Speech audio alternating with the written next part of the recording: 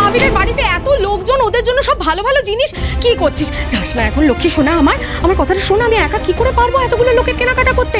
আমি একা পারবো না, আমাকে একটু হেল্প করে দে প্লিজ, একটু হেল্প কর। কি রে, কি হেল্প করবো মা? আমি কেন হেল্প করবো?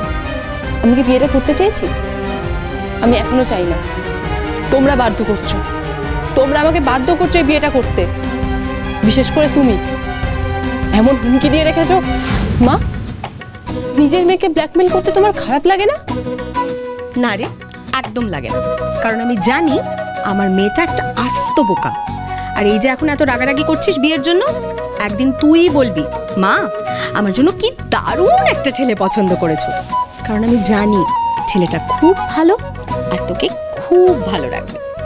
তাই সেই জন্য এবার তুই বলিস যে আমি ব্ল্যাকমেল করছি কি যাই করছি, বেশ করছি, তোর বিয়ের জন্য সব ঠিক আছে।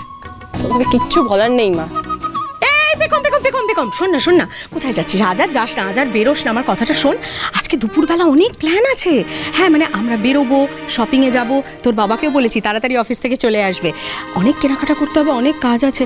আর আমাদের তো আর কেউ নেই পেখম বল, আমাদের তো তিনজনকে মিলেই করতে হবে না? মা প্লিজ, আমার খুব দরকার আছে, আমার একটা কাজ, বেরোতেই হবে। আরে আমার কথাটা শোন না, তুই শোন না, আমি তোকে একটা ভালো কথা বলছি। অত কাজ নেই, আর এখন বিয়ের থেকে বেশি ইম্পর্টেন্ট কিছু কাজ হতে পারে না।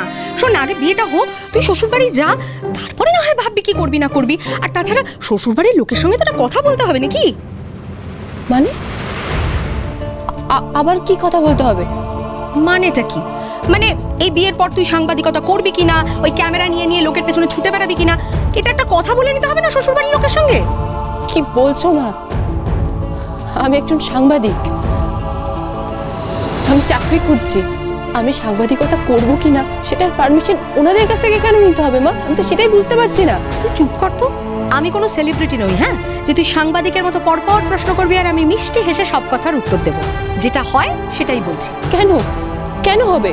একটা মেয়ে বাইরে চাকরি করতে যাবে কিনা সেটা অন্যরা কেন ডিসাইড করবে? একটা ছেলে কাজ না করতে চাইলে তাকে বলবে কুড়ে বেকার। কেন মা? এটার উল্টোটাও তো হতে পারে।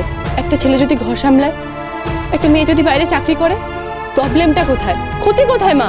অত শত আমি বুঝি না, অনেক কাজ পড়ে আছে কিন্তু পেখম। প্রথমে বেরোবো, বেরিয়ে এই গয়নাগুলোকে পালিশ করতে দেবো। আর যদি তোর কিছু পছন্দ হয় সেটাও কিনে নেব। তারপরে তত্ত্বের কেনাকাটা আছে। আর তারপরে আমি তোর বাবাকে বলেছি ফেরার পথে তোর পছন্দের রেস্টুরেন্টে তোর পছন্দের চাইনিজ খেয়ে আসবো। কি রে, খুশি তো?